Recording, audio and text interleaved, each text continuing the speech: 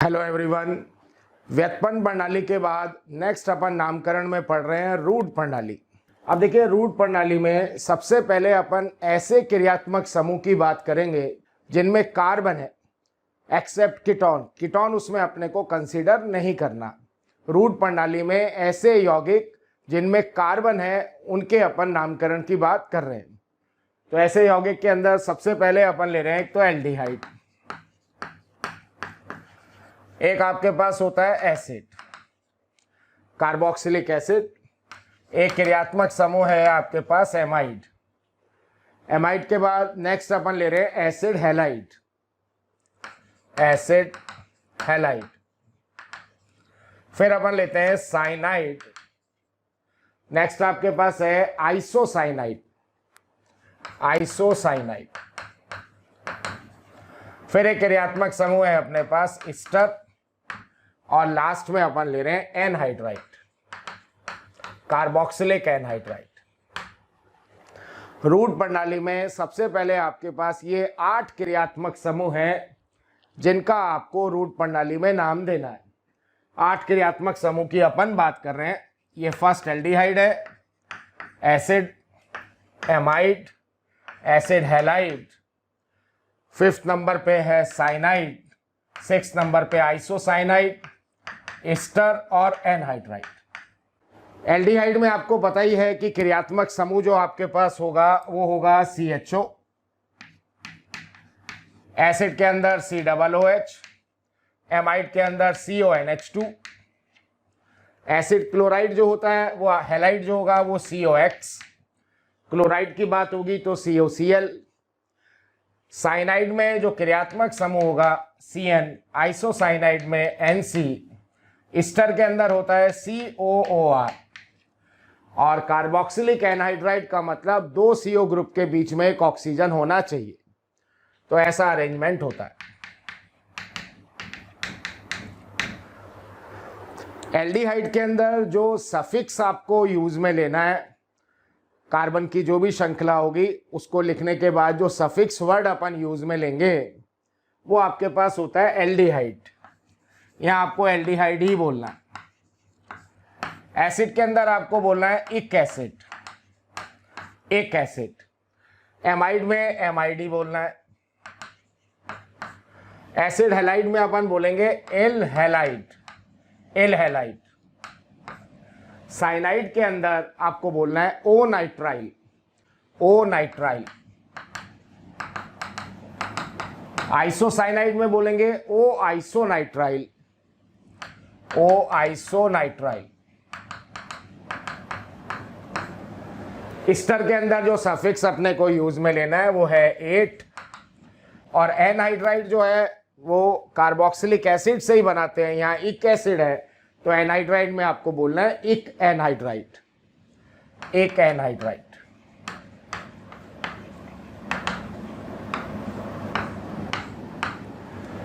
सबसे पहले अपन रूट प्रणाली के अंदर 8 क्रियात्मक समूह और ऐसे क्रियात्मक समूह जिनमें आपके पास कार्बन है उनके नामकरण की अपन बात कर रहे हैं।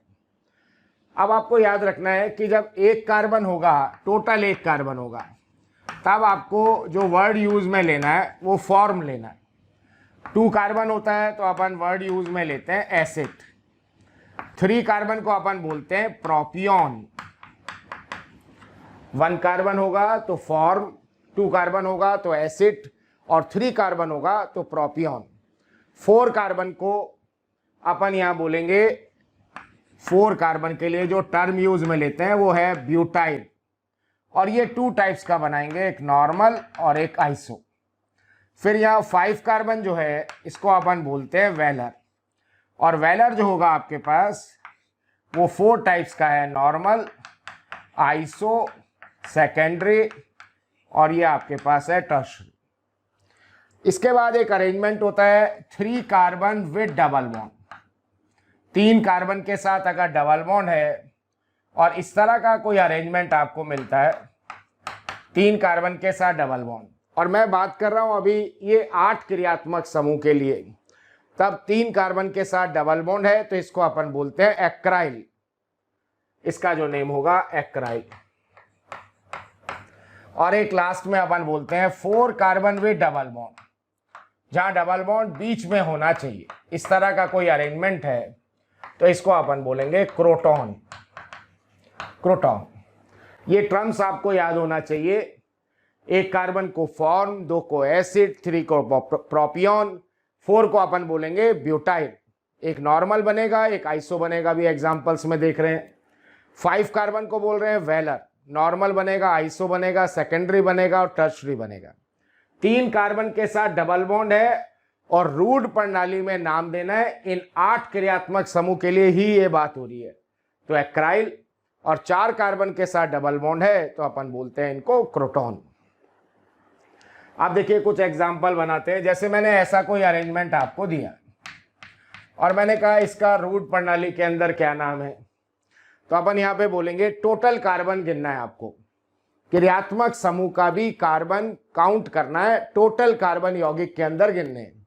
तो टोटल कार्बन आपको दिख रहा है एक कार्बन को अपन क्या बोलते हैं, फॉर्म।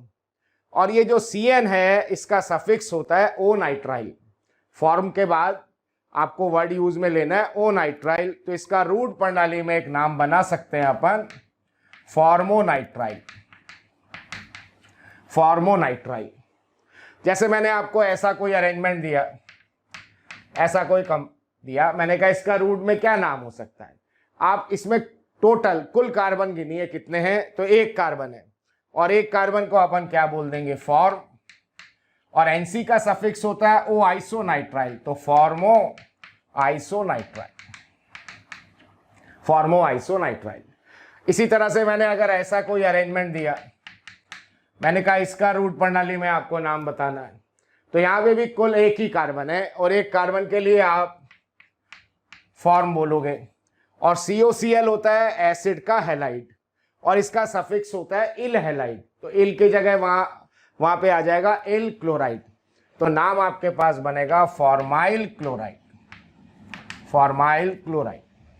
इसी तरह से अगर मैंने आपको ऐसा कोई यौगिक दिया, इसका आपको रूट प्रणाली में नाम बताना है, तो कुल कार्बन इसमें है 2 और 2 कार्बन के लिए जो टर्म आपको काम में लेना है वो है एसिड और सफिक्स आपको लगाना है ओ नाइट्राइल, तो यहाँ पे जो नाम हो जाएगा वो एसीटोनाइट्राइल। एसीटोनाइट्राइल। इस यौगिक को अपन रूट प्रणाली में बोलेंगे एसीटोनाइट्राइल। इसी तरह से अगर मैंने आपको ऐसा कोई अरेंजमेंट दिया,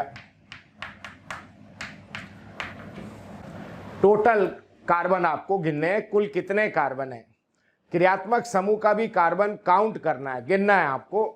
तो 1 2 3 कार्बन के लिए टर्म क्या है, प्रोपियन। 3 कार्बन के लिए जो वर्ड आपको यूज में लेना है वो है प्रोपियन। और ये एसिड का जो सफिक्स आपको काम में लेना है वो इक एसिड, तो अपन बोल देंगे प्रोपियोनिक एसिड।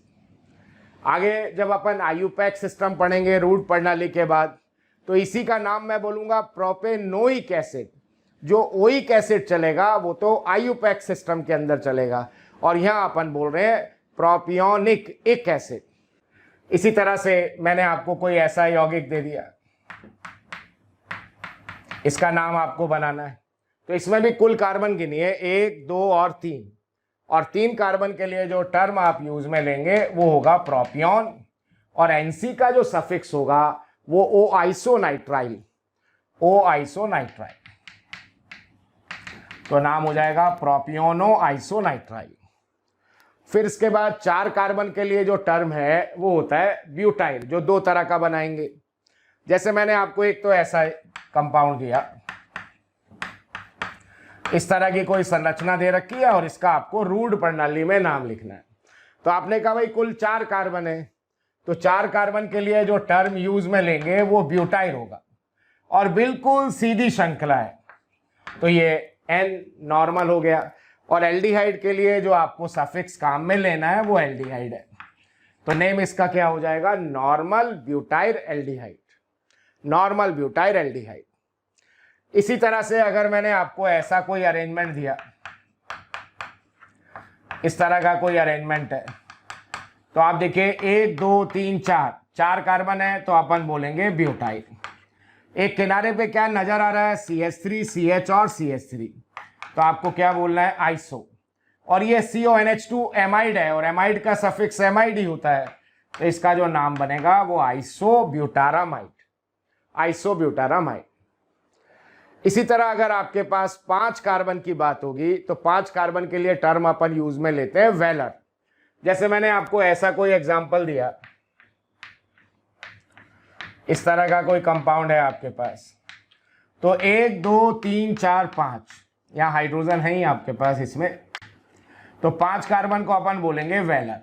और बिल्कुल सीधी श्रृंखला है तो नॉर्मल, और एसिड के लिए सफिक्स आपके पास है एक एसिड, तो इस यौगिक का रूट प्रणाली में जो नाम होगा वो नॉर्मल वेलरिक एसिड। अगर किनारे से नंबर 2 पर मैंने मिथाइल लगा दिया, इस तरह से कोई संरचना आपको दे रखा है और इसका रूट प्रणाली में नाम आपको बताना है, तो यहां पे भी देखिए कुल 5 कार्बन है, तो आप बोलोगे वेलर, वेलर। किनारे से नंबर 2 पे मिथाइल है तो यहां पे आ गया आइसो, और COCl का सफिक्स होता है इल क्लोराइड, तो इस यौगिक का जो नाम अपन बना देंगे वो आइसो वेलरिल क्लोराइड, जो नेम बनेगा आइसो वेलरिल क्लोराइड। और एग्जांपल के अंदर देखिए, वेलर जो है वो हमें नॉर्मल बना दिया हमने, आइसो बना दिया, सेकेंडरी और टर्शरी भी अपने को बनाना है इसमें।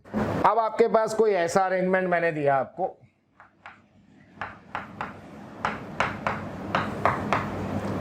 ये मैंने 4 कार्बन लिखे, इसमें जो सेकेंडरी कार्बन है, जो द्वितीयक कार्बन है, जिसके 2 तरफ कार्बन है, उससे आपने क्रियात्मक समूह लगा दिया, तो ये आपके पास एक द्वितीयक कार्बन है और इससे क्रियात्मक समूह लगा दिया, CN लगा दिया। जैसे ये 8 क्रियात्मक समूह की अपन बात कर रहे हैं, तो यहाँ पे आपने कहा 1 2 3 4 5 कार्बन है, तो अपन बोलेंगे वेलर, और ये जो क्रियात्मक समूह है ये द्वितीयक कार्बन से जुड़ा हुआ है, तो ये हो गया सेकेंडरी द्वितीयक, और CN का सफिक्स आपको लगाना है ओ नाइट्राइल, ये ओ नाइट्राइल लगा दिया, तो यौगिक का रूट प्रणाली में नाम बन जाएगा सेकेंडरी वेलरोनाइट्राइल, सेकेंडरी वेलरोनाइट्राइल।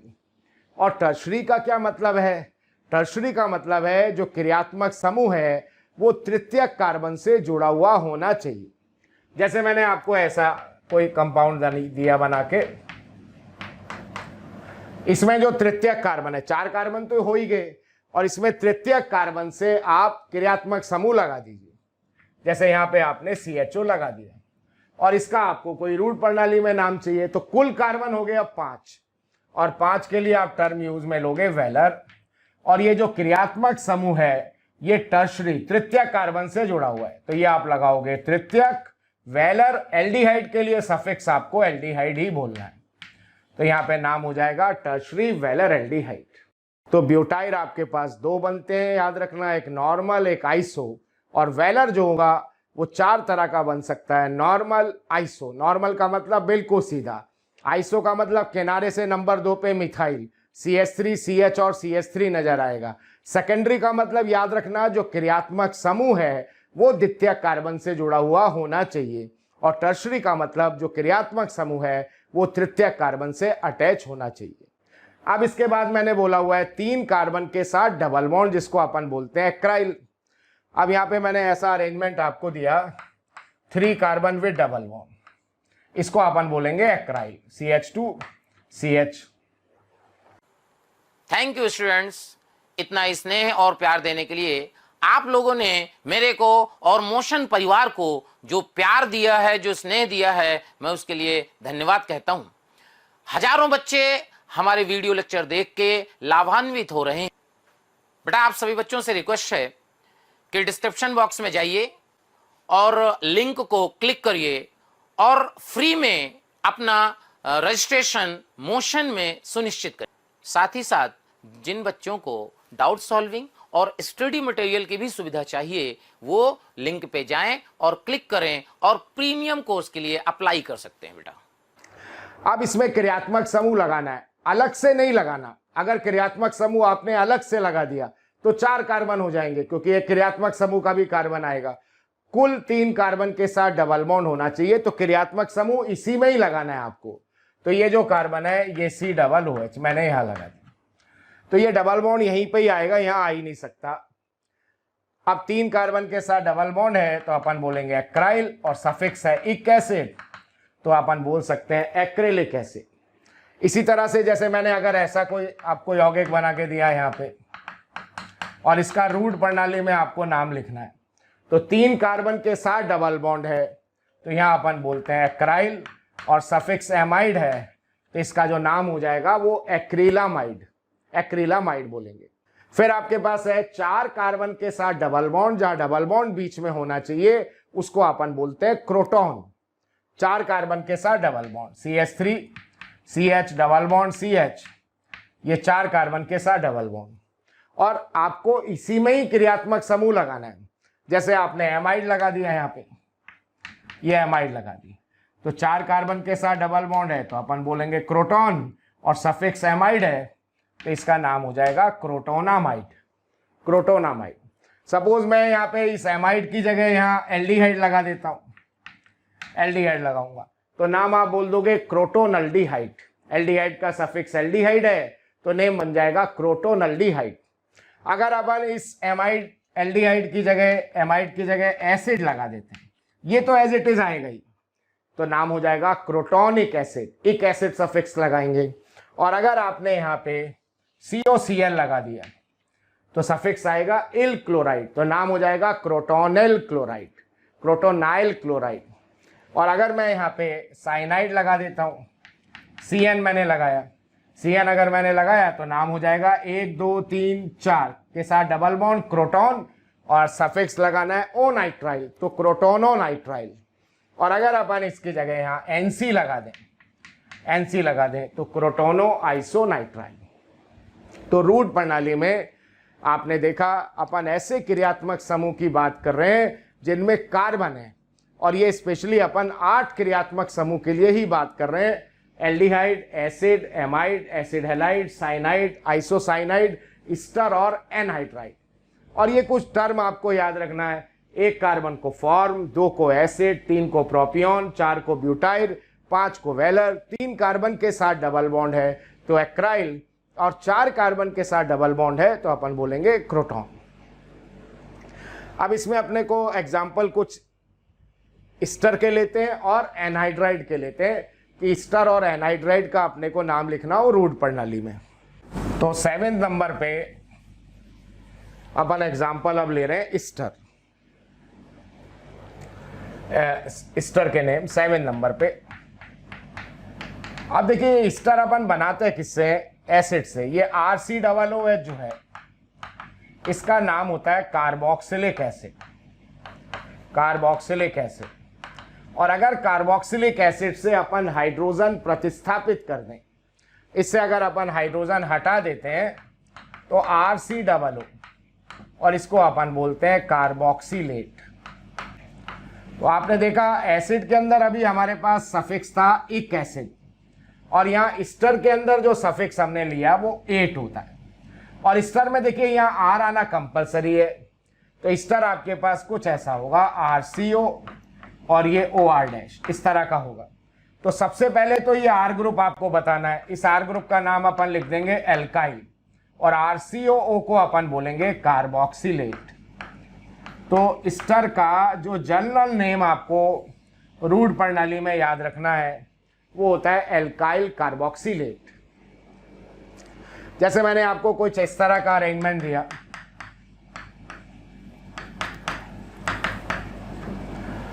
पहले तो ये पहचान में आना चाहिए कि ये स्टर है, आपके पास COOR स्टर है, और स्टर का नेमिंग करना है। सबसे पहले ये R ग्रुप आपको लिखना है, जो भी R समूह होगा तो इसका नाम हो गया इथाइल। अब आप इस तरफ आ जाइए, और इस तरफ आपको कुल कितना कार्बन नजर आ रहा है, 1, और 1 कार्बन को अपन क्या बोलते हैं, फॉर्म, और सफिक्स है 8, तो इसका जो नाम होगा इथाइल फॉर्मेट, इथाइल फॉर्मेट। जैसे मैंने ऐसा कोई आपको दिया CH3 CO OCH2 CH CH3 और CH3, इस तरह का यौगिक है आपके पास, और इसका रूट प्रणाली में हमें नाम लिखना है। तो यहाँ भी COOR स्टर हुआ। R समूह अपन सबसे पहले बताएंगे, तो इस R समूह का जो नाम होगा वो आइसोब्यूटाइल। अब इधर आ जाइए, यहाँ कुल 2 कार्बन है, और 2 कार्बन को अपन बोलेंगे एसिड और सफिक्स आपके पास है 8, तो इसका नाम हो जाएगा आइसोब्यूटाइल एसीटेट। इस कंपाउंड का आपको नाम लिखना होगा तो अपन बोलेंगे आइसोब्यूटाइल एसीटेट। और एग्जांपल देखते हैं, जैसे मैंने आपको ऐसा दिया, इस तरह का कोई यौगिक, तो यहां पे ये R समूह आपने कहा भाई फिनाइल है। अब इधर से देखिए कोई ना कोई आपको इनमें से ही केस मिलेगा, 3 कार्बन के साथ डबल बॉन्ड है तो अपन बोलते हैं एक्राइल और सफिक्स अपन देंगे 8, तो इसका नाम हो गया एक्राइलेट, फिनाइल एक्राइलेट। और अगर आपके पास कुछ इस तरह का अरेंजमेंट है, कुछ ऐसा यौगिक मैंने दे रखा है, तो इस R समूह का नाम अपन लिख देते हैं मिथाइल। और यहां से देखिए 4 कार्बन के साथ डबल बॉन्ड है तो इसको अपन बोलेंगे क्रोटोन और सफिक्स 8 लगाएंगे तो नेम हो जाएगा क्रोटोनेट। तो ईस्टर का रूट प्रणाली में आपको नाम याद रखना है, जनरल नाम होता है एल्काइल कार्बोक्सिलेट। अब इसके बाद रूट प्रणाली में 8th नंबर पे लास्ट अपने पास आ रहा है एनहाइड्राइड। एनहाइड्राइड भी देखिए अपन कार्बोक्सिलिक एसिड से ही बनाते हैं। यहाँ पे आपके पास 8th नंबर में एनहाइड्राइड का अपने को नेमिंग करना है, कार्बोक्सिलिक एनहाइड्राइड, कार्बोक्सिलिक एनहाइड्राइड। देखिए ये RCOOH जो है, इनका जनरल नेम अगर अपन देखते हैं तो कार्बोक्सिलिक एसिड होता है। और कार्बोक्सिलिक एसिड के क्रियात्मक समूह में से अगर अपन वाटर निकाल देते हैं, जल के अणु को बाहर निकालेंगे यहां से, तो आपके पास बनता है RCOOCOR। तो ये तो कार्बोक्सिलिक एसिड था, तो इसको अपन बोलते हैं कार्बोक्सिलिक एनहाइड्राइड। तो डिफरेंस क्या था, एसिड के अंदर तो सफिक्स आपके पास होता है इक एसिड, और एनहाइड्राइड में कार्बोक्सिलिक एनहाइड्राइड तो सफिक्स जो आएगा वो इक एनहाइड्राइड। तो जैसे मैंने आपको इस तरह का कोई एनहाइड्राइड दिया और इसका रूट प्रणाली में आपको नाम बनाना है, तो एनहाइड्राइड आप पहचानोगे कैसे, 2 C डबल बॉन्ड O के बीच में एक ऑक्सीजन आना चाहिए। और अब आपको ये देखना होता है कि अगर ये एनहाइड्राइड आपको बनाना है तो इसमें एसिड कितने कार्बन का चाहिए। तो यहां आपको 1 कार्बन का एसिड चाहिए। ये 1 कार्बन का एसिड होगा, उसके 2 मॉलिक्यूल होंगे और इसमें से ये वाटर निकालेंगे तो ये बनेगा। और इस 1 कार्बन के लिए जो टर्म आएगा आपको पता है फॉर्म, और सफिक्स है इक एनहाइड्राइड, तो इसका नाम अपन लिख सकते हैं फॉर्मिक एनहाइड्राइड। इसका नेम अपन बोलेंगे फॉर्मिक एनहाइड्राइड। कोई डाई वगैरह वर्ड नहीं लगाना, एनहाइड्राइड का मतलब ही यही है कि एसिड के 2 अणुओं में से वाटर निकालेंगे, 2 COOH होने चाहिए जिसमें से अपन वाटर निकालते हैं। जैसे मैंने आपको ऐसा कोई एग्जाम्पल दिया, इस तरह का एग्जाम्पल है, तो पहले तो एनहाइड्राइड पहचान में आ गया। उससे अगला स्टेप ये है कि अगर एनहाइड्राइड अपन बनाना चाहते हैं तो एसिड जो कार्बोक्सिलिक एसिड आपको लेना है वो कितने कार्बन का लेना है। तो अपन कहते हैं भाई 2 कार्बन का कार्बोक्सिलिक एसिड आपको चाहिए। ये CH3COOH और ऐसा ही आपने कहा CH3COOH और होगा, और इसके क्रियात्मक समूह में से वाटर अपन निकाल देंगे यहाँ पे, तो ये बन जाएगा। तो 2 कार्बन के लिए आपको जो टर्म काम में लेना होता है वो एसिड और सफिक्स है इक एनहाइड्राइड, तो इसका जो हम नाम लिख देंगे वो आपके पास होगा एसिटिक एनहाइड्राइड। इसको अपन बोलेंगे एसिटिक एनहाइड्राइड। ये दोनों एग्जाम्पल तो मैंने ऐसे लिए कि अगर इधर भी 1 कार्बन है तो इधर भी 1 ही कार्बन है, इधर 2 कार्बन है, इस तरफ भी 2 ही कार्बन है। अब अगर एग्जाम्पल अपन लें दोनों तरफ अलग अलग कार्बन हो, अगर सिचुएशन ऐसी है, इस तरह की कोई संरचना है, तो आपको देखेगा भाई इधर से तो 2 कार्बन का एसिड काम में आएगा और इधर से 3 कार्बन का एसिड काम में आएगा, और 2 कार्बन के एसिड के लिए जो अपन नाम लिखने वाले हैं वो टर्म लिखने वाले हैं वो एसिटिक, 3 कार्बन के लिए जो टर्म आएगा प्रोपियोनिक, और लास्ट में अपन बोलेंगे एनहाइड्राइड। तो इसका नाम हो जाएगा एसिटिक प्रोपियोनिक एनहाइड्राइड। जैसे मैंने ऐसा अरेंजमेंट आपको दिया, इस तरह का कोई आपके पास संरचना दिया हुआ और इसका आपको कोई रूट प्रणाली में नाम लिखना है। तो यहां से दिख रहा है आपको भाई 3 कार्बन के साथ डबल बॉन्ड है, तो आप बोलोगे एक्रिलिक। और यहाँ 4 कार्बन के साथ डबल बॉन्ड है तो क्रोटोनिक, तो इसका जो नेम होगा एक्रिलिक, क्रोटोनिक और एनहाइड्राइड। Acrylic, crotonic, anhydride. तो एनहाइड्राइड का जो ट्रिवल सिस्टम के अंदर जनरल नेम आपको याद रखना है वो है कार्बोक्सिलिक एनहाइड्राइड। तो ये हमने सबसे पहले रूट प्रणाली के अंदर जो पहला केस लिया, फर्स्ट केस रूट प्रणाली में लिया, ऐसे क्रियात्मक समूह का नाम दिया है जिनमें कार्बन है। और अपन 8 क्रियात्मक समूह की बात कर रहे हैं यहाँ पे। इसमें aldehyde, acid, amide, acid halide, cyanide, isocyanide, Easter और एनहाइड्राइड। एल्डिहाइड में सफिक्स जो याद रखना है वो एल्डिहाइड, एसिड के अंदर इक एसिड, एमाइड में एमाइड, एसिड हैलाइड में इल हैलाइड, साइनाइड में ओ नाइट्राइल, आइसोसाइनाइड में ओ आइसोनाइट्राइल, ईस्टर में 8 वर्ड यूज में लेंगे अपन लास्ट में, और एनहाइड्राइड में कार्बोक्सिलिक एनहाइड्राइड। और ये टर्म आपको पता होना चाहिए। 1 कार्बन को अपन फॉर्म बोलते हैं, 2 को एसिड, 3 को प्रोपियोन, 4 को ब्यूटाइल, 5 कार्बन को वेलर, 3 कार्बन के साथ डबल बॉन्ड है तो अपन बोलेंगे एक्रिल, 4 कार्बन के साथ डबल बॉन्ड है तो क्रोटॉन। एक एक्सरसाइज करके देखते हैं। एक हेडिंग बनाइए, निम्न यौगिकों की संरचना बनाइए। इसी कैटेगरी में हम एक एक्सरसाइज करके देख रहे हैं, निम्न यौगिकों की संरचना बनाइए। फर्स्ट इसमें मैं आपको दे रहा हूं नियोपेंटाइल फॉर्मेट। संरचना आपको बनानी है नियोपेंटाइल फॉर्मेट। सेकंड आपके पास है ethyl, ethyl isovalerate, ethyl isovalerate. Third number पे अपने को बनाना है secondary valeramide, secondary valeramide. Fourth number पे यहां ड्रॉ करना है propionyl chloride, propionyl chloride, propionyl chloride. और फिफ्थ आपको जो संरचना यहां बनानी है वो है tertiary, tertiary valeric acid, tertiary valeric acid. एक बार आप लोग बना के देखिए, फिर अपन इसको डिस्कस करते हैं। चेक कीजिए, जैसे आपके पास है फर्स्ट में आपको दिखा भाई फॉर्मेट, तो आपको लास्ट में जो वर्ड यूज में लिया हुआ है वो है 8, और 8 का मतलब आपको पता लग गया भाई ये ईस्टर है। और ईस्टर कैसा होता है दिखने में? ईस्टर दिखने में ऐसा होता है। प्यारे बच्चों, बहुत सारे बच्चों के कमेंट आ रहे हैं ना कि आप इस टॉपिक पे वीडियो बनाइए। तो मैं बच्चों आपको बताना चाहता हूं कि ऐसा हो सकता है कि वो वीडियो ऑलरेडी चैनल में पड़ा हो। उसके लिए आपको करना क्या है कि मोशन के चैनल को सब्सक्राइब करना है और बेल आइकन को हिट करना है, जिससे आपके कोई भी नोटिफिकेशन मिस ना हो। हम कोशिश करेंगे कि आपकी जो डिमांड है मोशन परिवार पूरी करे। ऐसा होता है ईस्टर। अब नियोपेंटाइल, तो मैं आपको बोल रहा था सबसे पहले ये आर समूह आपको बताना है, तो इस आर की जगह लगा हुआ है नियोपेंटाइल। तो यहां से ये हटाया आर आपने, और आर हटा के जो समूह लगाना है वो नियोपेंटाइल लगाना है।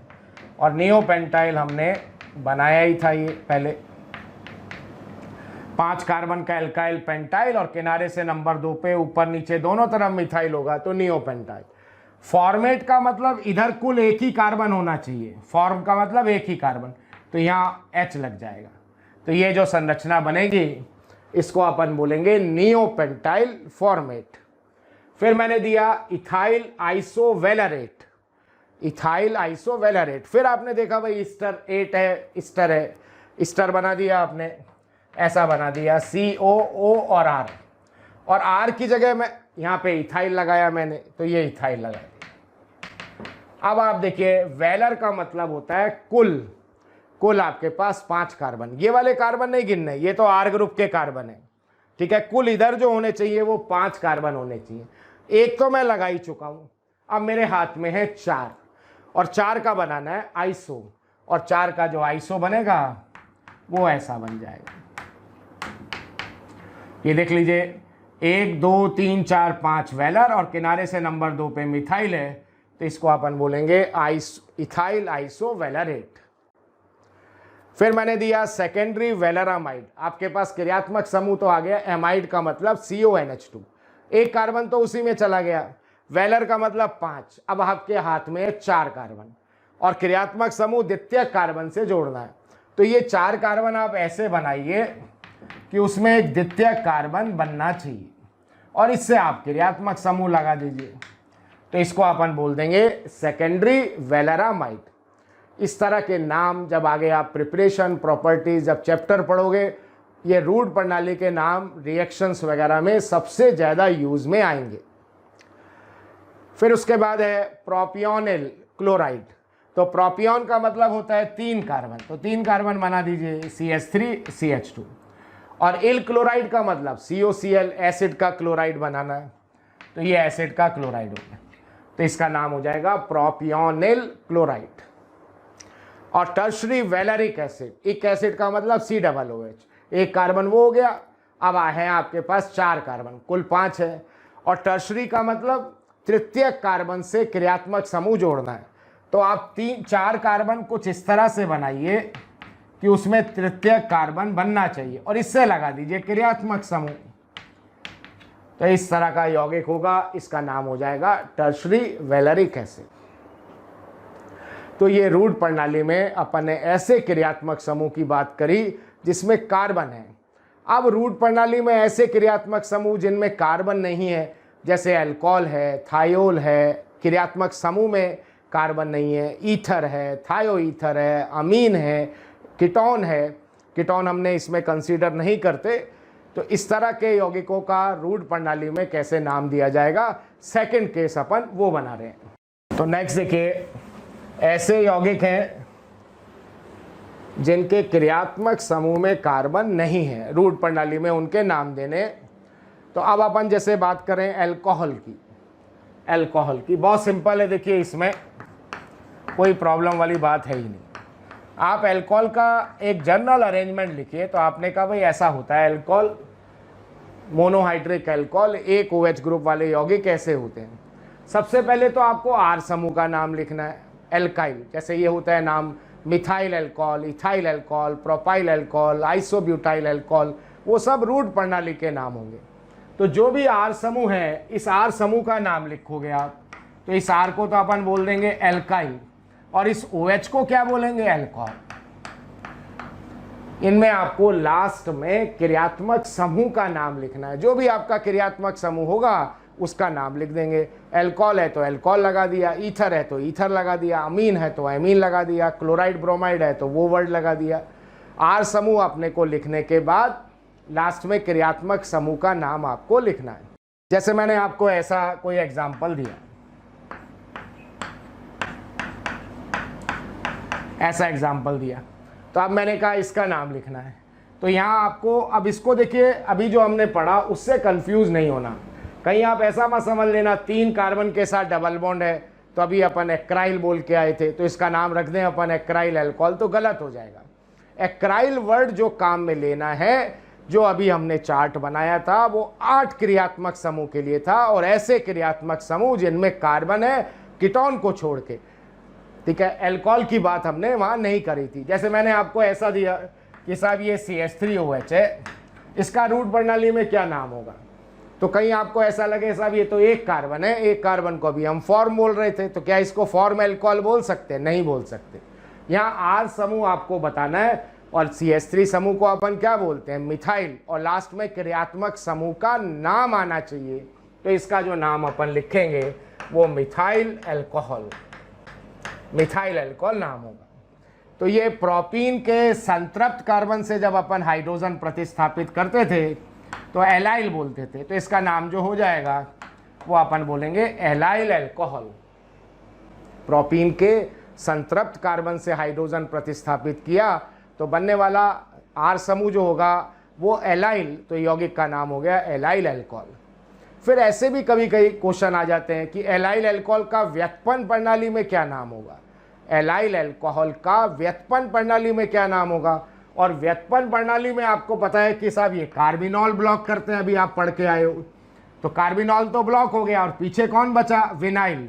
तो यहाँ पे आपने कहा इसका नाम विनाइल कार्बिनॉल। ये हो गया व्युत्पन्न प्रणाली का नाम कार्बिनॉल, ये हो गया रूढ़ प्रणाली का नाम।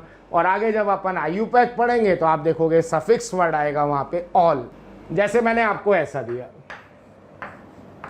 इस तरह से कोई कंपाउंड दिया और मैंने कहा इसका रूढ़ प्रणाली में क्या नाम है, तो ये आर समूह आपको पता है बेंजाइल होता है। इस आर समूह को अपन बोलते हैं बेंजाइल और OH को हम क्या बोल देंगे? अल्कोहल। तो इसका जो नाम होगा वो बेंजाइल अल्कोहल। और अगर मेरे को व्युत्पन्न प्रणाली में नाम लिखना होगा तो मैं यहाँ पे इसको कार्बिनॉल ब्लॉक करूँगा। तो फिर बचा हुआ आर समूह है फिनाइल, इसका नाम हो गया फिनाइल और ये आपके पास कार्बिनॉल, फिनाइल कार्बिनॉल। तो बहुत सिंपल सी बात है। अब जो भी आर समूह है उसका नाम लिखिए और लास्ट में क्रियात्मक समूह का नाम लगा दीजिए। जैसे अपने को सेकंड नंबर पे ले लेते हैं थायोएल्कोहल। थायोएल्कोहल तो इसमें अरेंजमेंट कुछ ऐसा दिखेगा RSH। आर समूह को आप बोलोगे एल्काइल, एल्काइल, और SH को क्या बोल देंगे अपन? थायोएल्कोहल। SH के लिए वर्ड लगा दिया थायोएल्कोहल। जैसे मैंने आपको ऐसा दिया कोई एग्जाम्पल, मैंने कहा इसका रूट प्रणाली में आपको नाम लिखना है, तो यहाँ आपने कहा इसको जो है वो अपन बोलते हैं नियोपेंटाइल और SH को अपन बोल देंगे नियोपेंटाइल थायोएल्कोहल, नियोपेंटाइल थायोएल्कोहल। इसी कैटेगरी में अगर अपने को ईथर का नाम लिखना हो, थर्ड नंबर पे अपन लेते हैं ईथर। तो ईथर के अंदर जनरल अरेंजमेंट कुछ इस तरह का होगा ROR, एल्काइल और एल्काइल एक जैसे हैं तो डाई कर देंगे, तो अपन बोल देते हैं डाई एल्काइल ईथर। लास्ट में आप क्रियात्मक समूह का नाम लिखेंगे। जैसे मैंने आपको कोई इस तरह का अरेंजमेंट दिया, मैंने कहा इसका रूढ़ प्रणाली में क्या नाम होगा, रूढ़ प्रणाली में इसका आपको नाम लिखना है। तो यहाँ अपन बोलते हैं ये विनाइल और विनाइल, विनाइल और विनाइल। इथीन से जब एक हाइड्रोजन प्रतिस्थापित करते थे तो क्या होता था? विनाइल। तो इसका नेम जो अपन बना देंगे वो आ जाएगा डाइविनाइल ईथर। और अगर मैं दोनों साइड अलग अलग समूह लगा देता हूँ, अगर मैंने आपको कुछ इस तरह का अरेंजमेंट दे रखा है, बस ये एल्काइल समूह जो अपन ने फर्स्ट लेक्चर और सेकंड लेक्चर में बनाए थे वो आपको सारे याद होने चाहिए। तो ये बेंजीन से जब अपन हाइड्रोजन प्रतिस्थापित करते हैं तो क्या बोलते हैं? फिनाइल। और बेंजीन पे जो CH3 होता है तो टॉलुइन और उससे हाइड्रोजन हटाते हैं तो बेंजाइल। तो इसका जो नाम हो जाएगा ये अपन बोलेंगे फिनाइल, बेंजाइल और ईथर। और इसमें भी देखिए कोई अल्फाबेट वाली बात नहीं है, कोई भी दो समूह का नाम लिख के लास्ट में क्रियात्मक समूह का नाम आपको लिखना है। फिर फोर्थ कैटेगरी में अपन यहाँ पे बना सकते हैं थायोईथर। थायोईथर, थायोईथर के अंदर अरेंजमेंट क्या मिलेगा आपको? RSR, RSR, एल्काइल और एल्काइल अपन क्या बोलेंगे? Die alkyl. और लास्ट में क्रियात्मक समूह का नाम थायोईथर।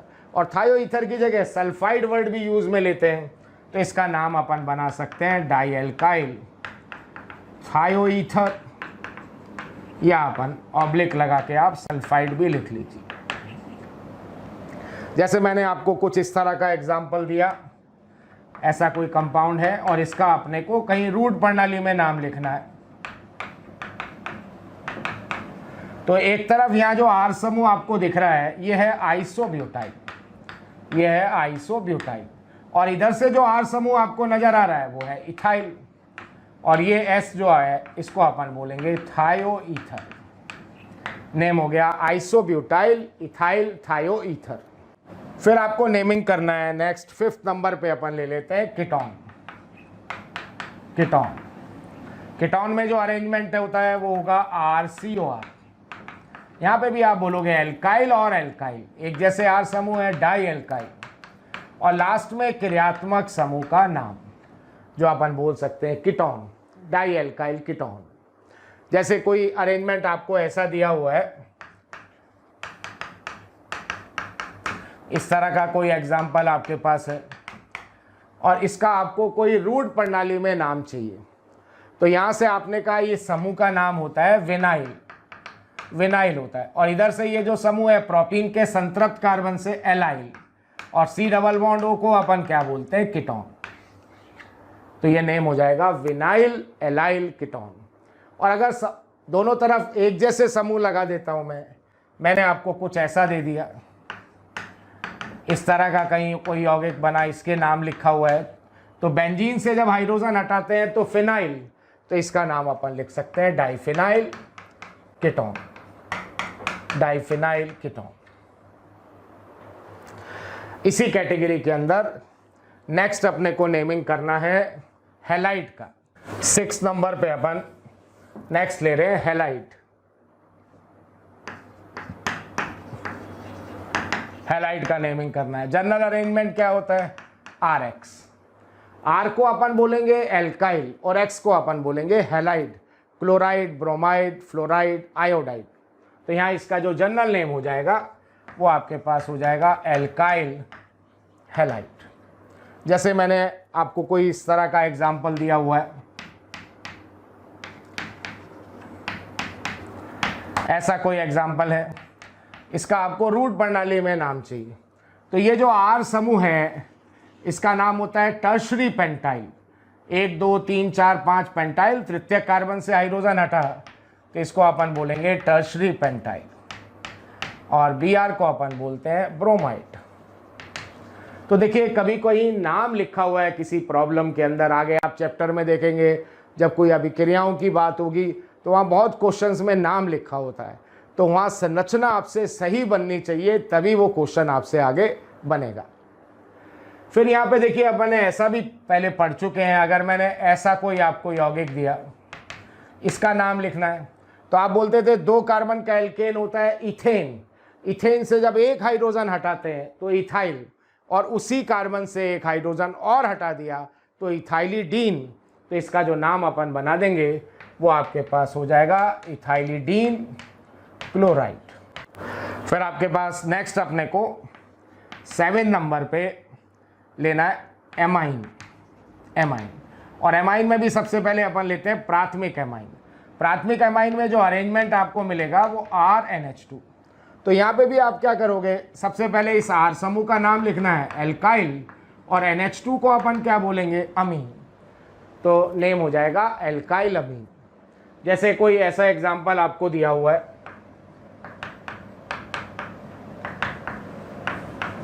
इस तरह से कोई एग्जाम्पल है, तो यहाँ आप बोलोगे इस R समूह का नाम, तो इस R समूह को अपन बोल देते हैं आइसोब्यूटाइल, और NH2 को अपन क्या बोल देंगे, अमीन। तो यौगिक का नाम हो गया आइसोब्यूटाइल अमीन। प्यारे बच्चों, आपको वीडियो अगर पसंद आ रहे हैं तो प्लीज़ लाइक करें, शेयर करें, और साथ ही साथ उन ज़रूरतमंद बच्चों को इसके बारे में ज़रूर इन्फॉर्मेशन दें जिनको इसकी कहीं ना कहीं आवश्यकता है। मैं जानता हूं आपका दिल बहुत अच्छा है, आप भी दूसरों के बारे में शायद उतना ही सोचते हैं जितना ये मोशन की टीम सोच रही होगी। तो प्यारे बच्चों, इसलिए इन लेक्चर्स के जो भी लिंक्स हैं वो अपने फ्रेंड्स के साथ ज़रूर शेयर करें। विश्वास कीजिए, जितने ज़्यादा लोग जुड़ेंगे उतना ज़्यादा आप लोगों का प्यार, स्नेह, लाइक और कमेंट्स के माध्यम से हमें प्राप्त होगा, जिससे मोशन की टीम मोटिवेटेड होगी और हम लोग दिन रात बहुत ऊर्जा के साथ प्यारे बच्चों आपके साथ काम करेंगे। नेक्स्ट 8 नंबर पे अपन ले लेते हैं सेकेंडरी एमीन, द्वितीयक एमीन। और द्वितीयक एमीन दिखने में कुछ ऐसा होगा RNHR। तो एल्काइल और एल्काइल, तो अपन बोलेंगे डाई एल्काइल। इसका नाम आपको लिखना है, तो ये डाई एल्काइल और एमीन एक जैसे हैं तो डाई कर देना, अलग अलग है तो दोनों आपको अलग अलग मेंशन करने हैं। जैसे कोई अरेंजमेंट आपको ऐसा दिया हुआ है, यहाँ पे देखिए एल्काइल समूह आपको पहचान में आने चाहिए। तो एक तरफ से मैंने ये दे रखा है आपको टर्शरी ब्यूटाइल, और एक तरफ से मैंने आपको दे रखा है ये आइसोब्यूटाइल। तो इसका रूट प्रणाली में जो नाम हो गया ये अपन बोल देंगे टर्शरी ब्यूटाइल, आइसोब्यूटाइल, और ये आपके पास है अमीन। फिर अगर आपको तृतीयक एमीन का नेमिंग करना है, टर्शरी एमीन का अगर आपको नेमिंग करना है, तो नाइट्रोजन के तीनों तरफ R होते हैं। टर्शरी एमीन में नाइट्रोजन के तीनों तरफ R होंगे। तो जैसे मैंने आपको कोई तृतीयक एमीन दिया, ऐसा होगा RN, R और R। तो जैसे इसका कोई एग्जाम्पल लें तो इसका general name alkyl alkyl alkyl. अगर तीनों R समूह एक जैसे हैं तब आप बोल सकते हो ट्राई एल्काइल अमीन। और अगर मैं तीनों ही अलग अलग लगा दूं, जैसे एक मैंने मिथाइल लगा दिया, एक मैंने इथाइल लगा दिया, एक मैंने नॉर्मल प्रोपाइल लगा दिया, तीनों ही R समूह अलग अलग लगाए, तो यहाँ इसका जो नाम अपन बना देंगे मिथाइल इथाइल एन प्रोपाइल, और ये आपके पास अमीन। फिर देखिए दो नाम अपन और ले रहे हैं इस कैटेगरी में, एक साइनाइड और एक आइसोसाइनाइड। इनमें कार्बन है, इनको अभी अपन ने जो 8 क्रियात्मक समूह के लिए एक चार्ट बनाया था उसमें भी कंसीडर किया हुआ है साइनाइड और आइसोसाइनाइड। और साइनाइड और आइसोसाइनाइड के आपको इस तरह के भी नाम मिलेंगे बहुत जगह। तो नेक्स्ट आप ले हुए 10th नंबर पे रूट प्रणाली पे साइनाइड का नाम देना है। तो इसमें कुछ जनरल अरेंजमेंट आपको ऐसा मिलेगा, R समूह को अपन बोलेंगे एल्काइल और इस CN को अपन बोलेंगे साइनाइड। साइनाइड, ठीक है। ये ऐसा क्रियात्मक समूह है जिसमें कार्बन है, तो उस 8 में भी अपन ने रखा था, और ऐसे भी अपन नाम उसका दे सकते हैं। जैसे मैंने आपको कोई यौगिक इस तरह का दिया CH3CN, और मैंने कहा इसका रूट प्रणाली में नाम बताइए, तो अगर उस चार्ट के हिसाब से लिखना है तो अपन क्या बोलेंगे, कितने कार्बन है कुल इसमें 2, और 2 कार्बन को अपन ने बोला था एसिड और सफिक्स लगाया था ओ नाइट्राइल, तो इसका नाम था आपके पास एसीटोनाइट्राइल। तो हो सकता है एसीटोनाइट्राइल लिखा हो, या फिर ऐसा भी बोल सकता है इस यौगिक को कहीं CH3 को अपन बोलेंगे मिथाइल और CN को बोलेंगे साइनाइड, तो इसका नाम आपको मिथाइल साइनाइड भी हो सकता है, मिथाइल साइनाइड भी। तो ये 2 क्रियात्मक समूह जो मैं अभी ले रहा हूँ, एक साइनाइड और एक इसके बाद आइसोसाइनाइड, इसका अपन ने उस चार्ट में भी नाम बनाया है और ऐसे भी नाम अपन बना सकते हैं। 11 नंबर पे अपन नेमिंग करते हैं आइसोसाइनाइड। अब आइसोसाइनाइड होता कैसा है, RNC, इसके भी क्रियात्मक समूह में कार्बन है। एक तो ऐसा नाम अपन बोलेंगे, R समूह को आप बोलोगे एल्काइल और NC को अपन बोलते हैं आइसोसाइनाइड, तो इसका नाम होता है एल्काइल आइसोसाइनाइड। एक आइसोसाइनाइड को कार्बिल एमाइन भी बोलते हैं, तो ये नाम भी चलेगा। कार्बिल एमाइन अगर लिखूंगा तो इसका नाम ये भी हो सकता है एल्काइल कार्बिल एमाइन, और एक आपने उस चार्ट के अकॉर्डिंग बनाया है।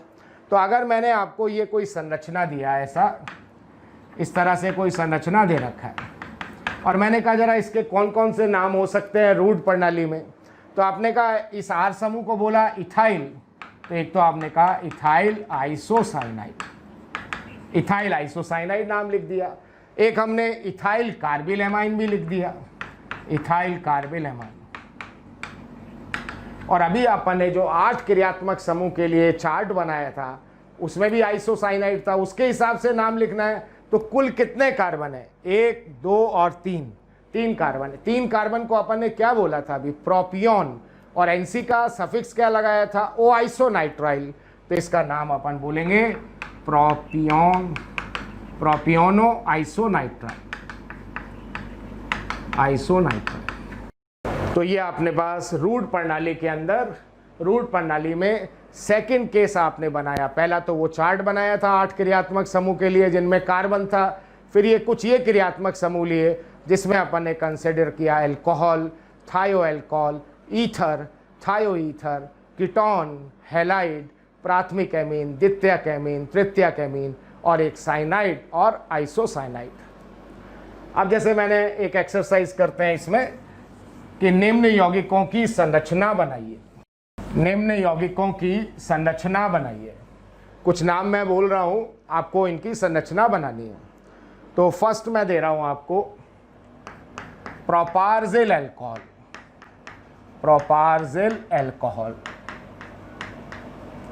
सेकंड आपको बनाना है टर्शरी ब्यूटाइल, टर्शरी ब्यूटाइल थायो अल्कोहल, टर्शरी ब्यूटाइल थायो अल्कोहल। थर्ड हमें बनाना है इसके अंदर विनाइल ऑर्थोटोलाइल ईथर। संरचना बनानी है विनाइल ऑर्थोटोलाइल ईथर। 4th नंबर पे अपन बना रहे हैं सेकेंडरी प्रोपाइल इथाइल थायोईथर। नेक्स्ट आपके पास 5th नंबर पे संरचना हमें बनाना है विनाइल एलाइल, ऐसा ले लेते हैं विनाइल, और एक मैं ले रहा हूं सेकेंडरी प्रोपिनाइल और क्रियात्मक समूह है अपने पास कीटोन। 6 नंबर पे हमें जैसे संरचना बनानी है नियोहेक्साइल ब्रोमाइड।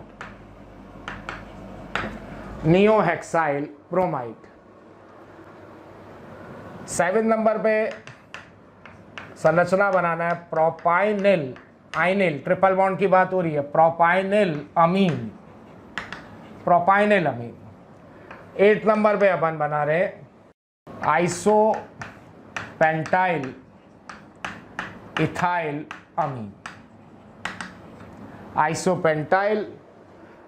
अमीन। और 9 नंबर पे अपने को संरचना बनाना है फिनाइल बेंजाइल इथाइल अमीन। अब ये जो सब इंडिकेशन है, एल्कोहल आ रहा है लास्ट में, थायो एल्कोहल आ रहा है, ईथर आ रहा है, थायो ईथर आ रहा है, कीटोन आ रहा है, ब्रोमाइड आ रहा है, अमीन आ रहा है, ये सब रूट प्रणाली के अंदर चलेंगे। एल्काइल अमीन जो नाम है वो रूट प्रणाली का नाम है। जब कीटोन लास्ट में कीटोन वर्ड आता है तो वो नाम होता है रूट प्रणाली का। जब लास्ट में एसीटोन वर्ड आता है तो वो नाम होता है व्युत्पन्न प्रणाली का, जो इससे पहले आपने देखा था। और आगे अपन देखने वाले हैं इसके बाद कि अगर सफिक्स ऑन आएगा लास्ट में तो वो आयुपैक सिस्टम का नाम होगा। जब कीटोन का नाम अपन वहाँ आयुपैक में लिख रहे होंगे तो सफिक्स ऑन आएगा। तो एक बार आप लोग संरचना बनाइए, फिर चेक करते हैं। अब देखिए प्रोपार्जिल एल्कोहल बनाना है, तो इंपॉर्टेंट बात है, एल्कोहल तो आपको पता ही है OH समूह होता है।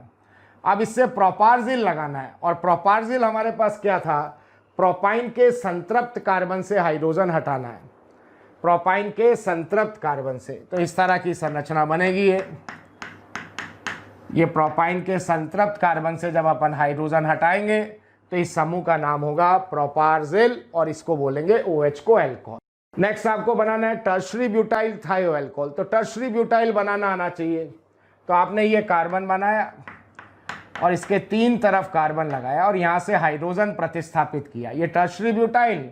और थायो एल्कोहल का मतलब आप SH लगा दोगे, तो टर्शरी ब्यूटाइल थायो एल्कोहल। विनाइल ऑर्थोटोलाइल ईथर, ईथर का मतलब ROR, और दोनों तरफ R समूह मैंने आपको दे दिए। तो इसका संरचना ये O बना दिया, एक साइड आपको विनाइल लगाना है तो ये विनाइल लगा दिया।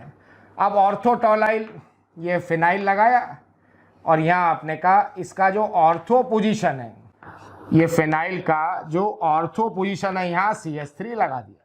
इसको अपन टोलुइन बोलेंगे, ऑर्थो से हाइड्रोजन हटाएंगे तो ऑर्थोटोलाइल। फिर आपके पास है सेकेंडरी प्रोपाइल इथाइल थायोईथर। तो सेकेंडरी प्रोपाइल का मतलब प्रोपेन के द्वितीयक कार्बन से हाइड्रोजन हटाया, सेकेंडरी प्रोपाइल। थायोईथर का मतलब S, और इधर अपन लगा देते हैं इथाइल, ये सेकेंडरी प्रोपाइल इथाइल थायोईथर। फिर बनाना है vinyl secondary propynyl ketone.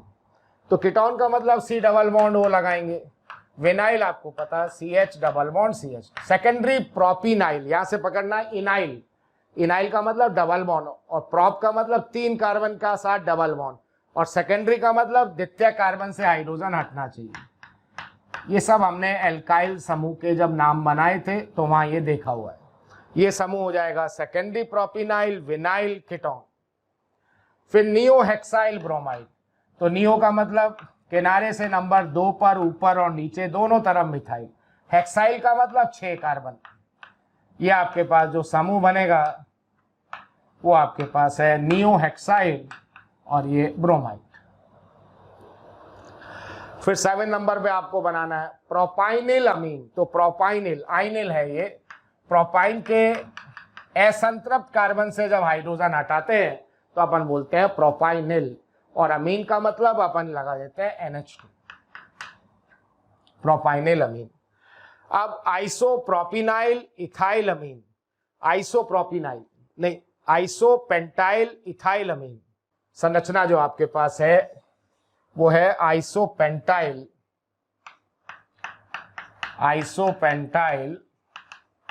Ethyl अमीन। ठीक है, 2 R समूह है तो द्वितीयक अमीन है। एक साइड तो आपको इथाइल लगाना है और दूसरी साइड आइसोपेंटाइल लगाना है। तो आइसोपेंटाइल में कुल कार्बन होंगे 5, कार्बन की श्रृंखला 4 की होगी। तो यहां सीधा आप 4 का चयन बना दीजिए। ये आपने 4 का चयन बनाया और किनारे से नंबर 2 पे ये मिथाइल लगा दिया, आइसोपेंटाइल इथाइल अमीन। फिर फिनाइल बेंजाइल इथाइल अमीन, 3 R समूह है, नाइट्रोजन के तीनों तरफ R समूह लगाने हैं। तो यहाँ एक फिनाइल लगा देते हैं, बेंजीन से एक हाइड्रोजन प्रतिस्थापित करेंगे, बेंजाइल का मतलब टॉलुइन से अपन हाइड्रोजन प्रतिस्थापित करेंगे, इथाइल आपके पास ही। तो ये अपने पास रूट प्रणाली के अंदर सेकेंड केस था, जिसमें अपन ने लास्ट में क्रियात्मक समूह का नाम लिखा और इससे पहले 8 क्रियात्मक समूह की अपन ने बात की जिनमें आपके पास कार्बन था। नेक्स्ट लेक्चर के अंदर अपन सबसे पहले कुछ एक्सरसाइज की बात करेंगे कि व्युत्पन्न प्रणाली में नाम दिया है तो उसको रूढ़ में कन्वर्ट करना है, रूढ़ प्रणाली में नाम दिया हुआ है तो उसको व्युत्पन्न प्रणाली में कन्वर्ट करना है। इस तरह की कुछ कन्वर्ट करके अपन फिर स्टार्ट करेंगे IUPAC system. Thank you very much.